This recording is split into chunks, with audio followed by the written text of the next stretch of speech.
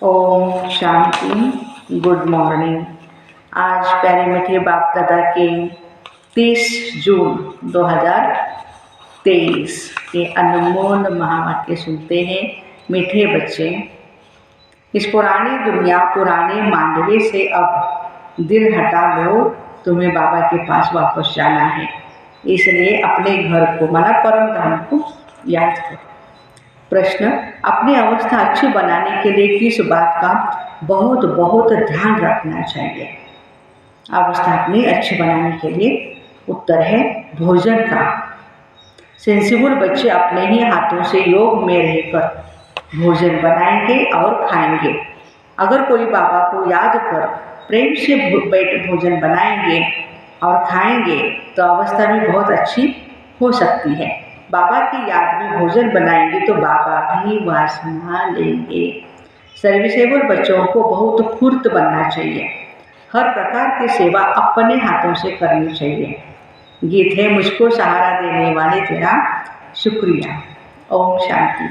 बच्चों प्रति बाप बैठ समझाते हैं। बच्चे जानते हैं हम आत्माएं परमपिता परमात्मा बाप से सुन रही हैं। आगे सत्संगों में तुम ऐसे नहीं समझते थे कि हम आत्माएं परमपिता परमात्मा से सुन रही है। यहाँ बच्चे बाबा के सन्मुख है और बाप बच्चों के सन्मुख है। बाप निराकार है और आत्मा भी निराकार है। कितने ढेर बच्चे हैं। यह बाप बिगर बच्चों के यह बाप बिगर और कोई कह नहीं सके। मेरे ढेर के ढेर बच्चे हैं। जो बाबा के सन्मुख ब्राह्मण ब्राह्मणियाँ हैं उनको ही बाप बैठ समझाते हैं। तुम तो जानते हो इस समय सब पाप आत्माएं हैं। यह कोई पुण्य आत्माओं की दुनिया नहीं है। पुण्य आत्माओं की दुनिया सतयुग को कहा जाता है। अभी तुम बच्चों को बेहद का बाप राजयोग सिखला रहे हैं। अब बाबा कहते हैं इस पुरानी दुनिया में देह से जो कुछ है उनको भूलना है, उनसे वैराग्य आना चाहिए। यह है बेहद का वैराग्य। तुमको कोई जंगल में नहीं जाना है। रहना तो अपने ही घर गृहस्थ में है, गृहस्थ व्यवहार में, परंतु इस पुरानी दुनिया से दिल नहीं लगानी है। यह कलयुग का मांडवा है। इस मांडवे में जब सतयुग था तो देवी देवताओं का सुंदर राज्य था, उनका पार्ट बचता था। अब यह मांडवा पुराना हो गया। पुण्य आत्माओं की दुनिया सतयुग को कहा जाता है। अभी तुम इन आंखों से जो कुछ भी देखते हो सब पुरानी चीजें हैं। यह 84 जन्म पूरे करने हैं तो इस पुरानी दुनिया से बाबा कहते दिल नहीं लगानी है। दिल लगानी है दिल हमें, लेकिन कहाँ? नई दुनिया की तरफ। अब तो इस पुराना शरीर छोड़कर हमको वापस जाना है। खुशी रहनी चाहिए। बाबा हमको वापस ले जाने के लिए आए हैं। डरना नहीं चाहिए। प्यार से हमें बाबा के साथ जाना है, नहीं तो बाबा सभी को सजा दे करके ही ले तो जाएंगे ना। बाबा के तो प्यार से चलो। फिर से हमको स्वर्ग में जाकर पार्ट बजाना है। गोया गृहस्थ व्यवहार में रहते ममत्व मिटा देना चाहिए। पुरानी दुनिया को कब्रिस्तान बनना है। नाटक के एक्टर्स पार्ट पूरा करते हैं तो फिर घर याद पड़ता है। तुम भी जानते हो हम ब्राह्मणों ने 84 जन्म का पार्ट बजाया है। 84 का चक्र कहा जाता है। वर्णों को याद करना पड़ता है। शिव बाबा बैठ फूलों को देखते हैं। इनकी आत्मा भी देखती है, फिर बाबा को भी याद करती है। बाबा ने हमको यह ज्ञान सुनाया। वही बाप टीचर सतगुरु है। कोई शास्त्र तो हाथ में नहीं। बच्चियां भी कहेंगी शिव बाबा ने सृष्टि चक्र की नॉलेज दी है, वह आपको सुनाते तो सतगुरु भी याद पड़ेगा। आत्माओं के रूप से बाबा भी याद आता है। सारे वर्ल्ड की हिस्ट्री ज्योग्राफी भी याद पड़ती है। यह भी जानते हो वहाँ हम आत्माएं कहाँ? परम धाम में नंगी रहती है। मन शरीर नहीं होता है। बाबा तो सदैव अशरीरी है। अभी हमको इस शरीर द्वारा कल्प पहले मुआफिक शिक्षा दे रहे हैं। बाबा कहते बरोबर हम आत्मा हैं। तो आत्माओं की क्या पता है? कितने प्रकार होते कर्मों के अनुसार? पुण्यात्मा, पापात्मा, देवात्मा, महात्मा। जो भारत माता की सेवा में शहीद होते हैं उनको तो हुतात्मा भी कहते हैं। बहुत सारे नाम है। पाप परमात्मा, पुण्य परमात्मा नहीं कहा जाता है। सन्यासियों को भी महान आत्मा कहते हैं। अगर परमात्मा सर्वव्यापी हो तो महान परमात्मा कहा जाएगा, ऐसे तो हो नहीं सकता है। परमात्मा बैठ जब तप करे, आदि करे, यज्ञ तप नहीं होगा ना, ये नहीं हो सकता है। भक्त भगवान को ढूंढते हैं, यह भी ड्रामा के अंदर भक्ति मार्ग की नोट है। तुमको फिर से 21 जन्मों का सुख भोग, फिर 63 जन्म भक्ति मार्ग के अंदर चक्र में आना है। तुम जानते हो हमारा पार्थ सबसे न्यारा है। हर एक अविनाशी आत्मा को अविनाशी पार्थ में आना है। पाठ मिला हुआ है, शरीर तो खत्म हो जाना है। आत्मा कहती है हमने 84 का पाठ बजाया, अभी हमको पाठ पूरा करके वस्त्र को छोड़ना है। इनमें ममत्व नहीं रखना है। आत्मा ही सब कुछ करती है, आत्मा ही पढ़ती है। कहती है हमने इतना पढ़ा इन ऑर्गन्स द्वारा, आत्मा इनसे निकल जाती है तो शरीर को मूर्ता कहा जाता है। आत्मा कहती है मैं अमर हूँ, तुम्हारी बुद्धि में अभी रहता है। बरोबर इस बेहद के ड्रामा में हमारा 84 जन्मों का पार्ट है। अनेक एक्टर्स भिन्न भिन्न धर्म के हैं। भारत की बड़ी महिमा है। क्रिश्चियन लोगों को भी भारत के लिए रिगार्ड बहुत है, समझते हैं भारत प्राचीन है, एंशिएंट लैंड, एंशिएंट कंट्री। जानते नहीं हैं बाकी के लोग, सिर्फ कहने मात्र कह देते हैं। वहाँ तो देवी देवताओं का राज्य था, जिनको भगवान भगवती कहते हैं। भगवान भगवती, आप पहले बाबा ने कहा ना, देवी देवताओं को लक्ष्मी नारायण को पुरुषोत्तम और पुरुषोत्तमी कहते हैं। भगवान भगवती, गॉड कृष्णा नहीं, लॉर्ड कृष्णा कहते हैं। श्री कृष्ण अथवा देवताओं के बहुत पुराने चित्र मानते हैं, क्योंकि फिर भी सबके बड़े हैं ना देवी देवता हैं। भारत की बड़ी महिमा है। गीता में अगर नाम न बदलते तो सब जानते कि हम मनुष्य आत्माओं के बाप का यह भारत खंड जन्म स्थान है, परमात्मा का जन्म स्थान। इसलिए यदा यदा ही धर्मस्य का ग्लानिर्भवति भारत, तो परमात्मा भारत में आते हैं। शिव के मंदिर तो जहाँ तहाँ है। पति पावन बाप, पति दुनिया में आकर सबको पावन बनाते हैं, तो ऊंच हुआ ना। महिमा भी होती है शिवाय नमः। तुम माता पिता हम बालक तेरे, तुम ज्ञान के सागर हो। तुम्हारी गतमत न्याय है, तुम्हारी महिमा अपरंपार है, परंतु फिर उनको भूल जाते, इसलिए भारत की महिमा उड़ गई है। अब बच्चे बाहर विलायत में जाएंगे तो उन्हों को समझाना है सब आत्माओं का बाप वह निराकार है। तुम गॉड फादर को पुकारते हो, परंतु वह कब आते हैं यह किसी को पता नहीं है। वह यूरोपवासी यादव भी जानते हैं हमने यह जो मुसर बनवाए हैं, इनसे जरूर हम अपने ही कुल का विनाश करेंगे। महाभारत लड़ाई मशहूर है, सामने मौत खड़ा है। भारत प्राचीन है तो उसके यादगार बहुत बनते हैं। समझते भारत बहुत धनवान था, दुनिया में नंबर 1। इतना तो खजाना था जो बाद में मुसलमानों ने हीरे मणियां आदि ले जाकर के कब्रों में लगा दी। बच्चे जानते हैं बरोबर भारत में देवी देवताओं का राज्य था। अभी हम फिर से वह राज्य ले रहे हैं, सिवाय योग बल के कोई विश्व का मालिक बन न सके। क्रिश्चियन लोग हैं एक ही धर्म के, फिर भी आपस में लड़कर अपने कुल का विनाश कर देते हैं। यादव कुल वाले मुसलों द्वारा आपस में लड़ते हैं, यह जानते हैं बॉम्ब से सारी दुनिया ही उड़ जाएगी, हम राज्य कर नहीं सकेंगे।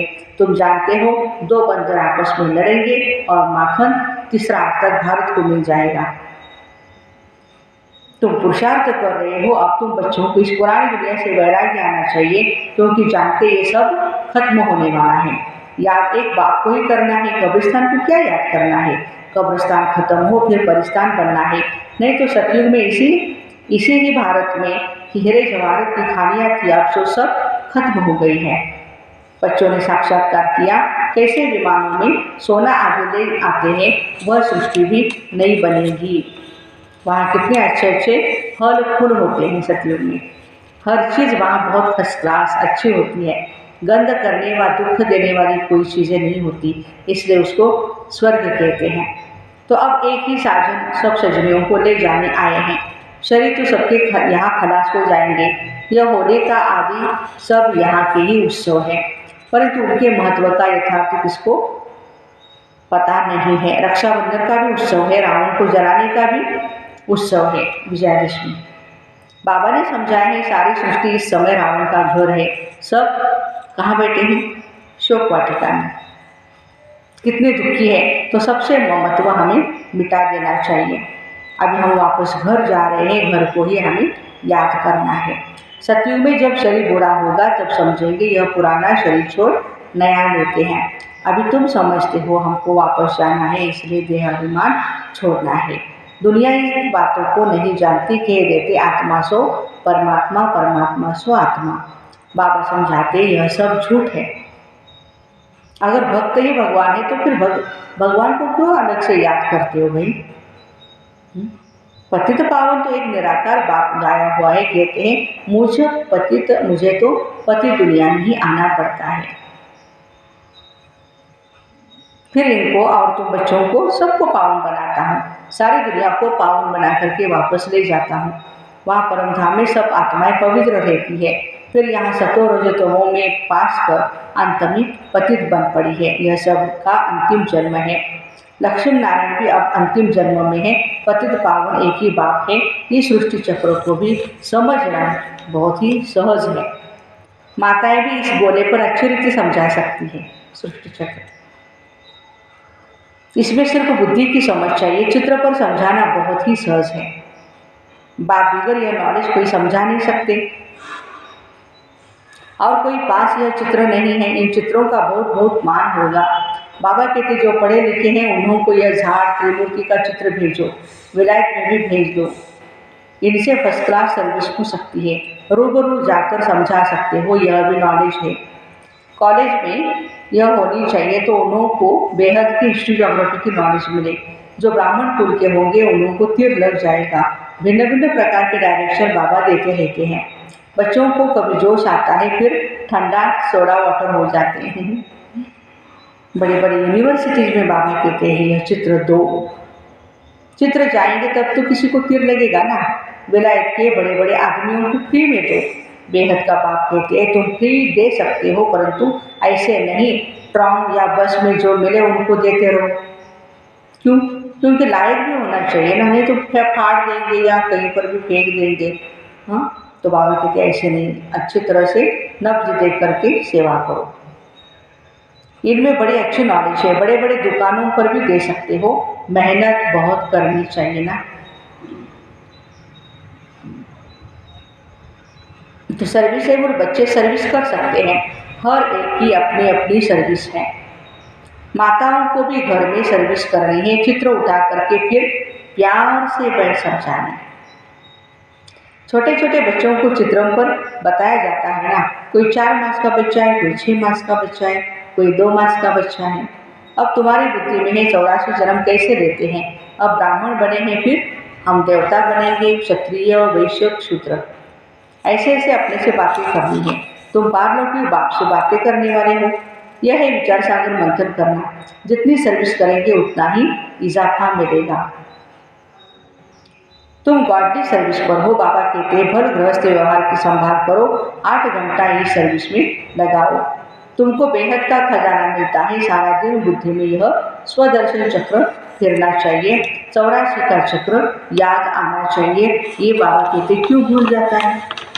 सब कुछ भूलने का संस्कार है। बाबा कहते हैं मुझे भी भूलते हैं, चक्र को भी भूलते हैं। जितना सिमरन करते हैं उतना बाबा के गले का हार बनेंगे, फिर विष्णु के गले का हार बनेंगे। घड़ी घड़ी बच्चों को ये समझाया जाता है। यह धारणा बड़ी अच्छी होगी। यहाँ धारणा अच्छी होगी क्योंकि यहाँ कोई मित्र संबंधी आदि तो है नहीं। मधुबन में, माउंट आबू में कहो या सेंटर पर भी कहो, सर्विसेबल वह जो सारा दिन सर्विस में लगा रहे। बाबा की मुरली सुने, रिपीट करें, नोट करें, हाँ, उसको राइट डाउन करके उसके ऊपर चिंतन मंथन करें। टीचर समझते हैं हमारे स्कूल में बहुत पास हो निकले तो गवर्नमेंट हमें अच्छा इजाफा दे। तो ब्राह्मणों को भी ऐसा रहना चाहिए। हम झुंड का झुंड अच्छा तैयार कर बाबा के पास लेकर के जाएं। इसको कहेंगे सेंसिबल। अगर कोई मेहनत नहीं करते तो रिपोर्ट आती है आराम हराम है। टीचर ऐसा फुर्त होना चाहिए जो 10-10 सेंटर संभाले। क्या बात है, आहा, इधर उधर भागता रहे। 5-6 घंटा नींद काफ़ी है, बाकी मेहनत तो करनी चाहिए। अच्छे सेंसिबल बच्चे कोशिश कर भोजन भी अपने हाथ से बनाएंगे, बाबा को याद कर प्रेम से बैठ भोजन खाएंगे, खिलाएंगे तो अवस्था अच्छी रहेगी। बाबा भी चाहते अपने हाथ से बनावे, बाबा को याद कर बनाएंगे ना तो बाबा भी वासना लेंगे। बाबा की याद से बहुत अच्छी उन्नति होगी। सुदर्शन चक्र फिराते रहो। अच्छा, मीठे मीठे सिक्के लगे बच्चों प्रति माता पिता बाप दादा का याद प्यार और गुड मॉर्निंग। रूहानी बाप के रूहानी बच्चों को नमस्ते। हम रूहानी बच्चों की रूहानी माता पिता बाप दादा को याद प्यार, गुड मॉर्निंग और नमस्ते। वाह बाबा वाह, शुक्रिया बाबा शुक्रिया। धारणा के लिए मुख्य सार है, अपने आप से व्यापारियों बाप से बातें कर विचार सागर मंथन में बुद्धि को बिजी रखना है, स्वदर्शन चक्रधारी बनना है। सेकंड पॉइंट, अभी हम वापस घर जा रहे हैं, ये शोक वाटिका है, इससे ममत्व मिटा देना है, नई दुनिया से अपनी दिल लगाना है और पुरानी दुनिया से दिल हटाना है। वरदान, दिलाराम बाप की याद द्वारा तीनों कालों को अच्छा बनाने वाले इच्छा मुक्त भव। जिन बच्चों की दिल में एक दिलाराम बाप की याद है, वह सदा वाह वाह के गीत गाते रहते हैं। उनके मन से स्वप्न में भी हाय शब्द नहीं निकल सकता, क्योंकि जो हुआ वह भी वाह और जो हो रहा है वह भी वाह और जो होना है वह भी वाह वाह। तीनों ही काल वाह वाह है, अर्थात अच्छे से अच्छा ही है। जहाँ सब अच्छा है वहाँ कोई इच्छा उत्पन्न नहीं हो सकती, क्योंकि अच्छा तब कहेंगे जब सब प्राप्तियाँ हैं। प्राप्ति संपन्न बनना ही इच्छा मुक्त बनना है। स्लोगन, संस्कारों को ऐसा शीतल बना लो जो जोश व रोग के संस्कार विमर्श न हो। संस्कारों को ऐसा शीतल बनाओ जो जोश व रोग के संस्कार विमर्श न हो। तो ऐसे दिलाराम बाप की याद द्वारा तीनों कालों को अच्छा बनाने वाले इच्छा मुक्त भाई बहनों को ओम शांति। Have a nice day.